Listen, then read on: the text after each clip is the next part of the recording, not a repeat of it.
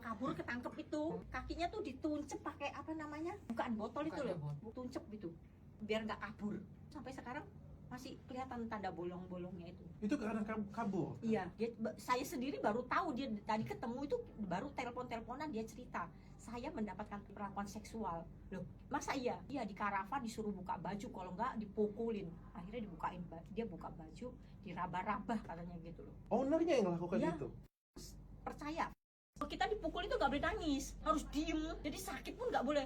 Aduh, kan biasa kita tuh kecil kan nangis toh pastinya toh. Nggak boleh nangis. Kalau nangis tambah dipukulin lagi udah habis. Kita nakal ya disabet 1, 2, 3 suruh hitung ini sampai 100 kali pakai rotan itu. Waktu latihan di generasi anak saya Debbie, itu ada yang meninggal 2, tapi bukan karena penyiksaan ya, jatuh. Ya, sama aja Bu, jatuh kecelakaan. Dan itu yang saya mau tanya, dikubur di mana anak itu coba? Berarti selama ini kalau misalnya ada kecelakaan, ada jatuh, ada luka atau ada meninggal, nggak dilaporin sama sekali. Enggak ada.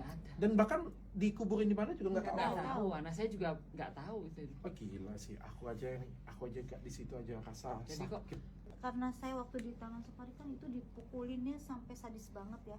Saya nangis ampun tuh dia nggak mau dengar, nggak boleh ada suara. Mungkin saya dikasih nggak boleh mati, kemungkin kalau nggak kuat itu mati kayaknya. Tapi kayaknya saya nggak dikasih mati untuk speak up kasus ini. Ibu luar biasa banget Bu, aku pengen peluk Ibu.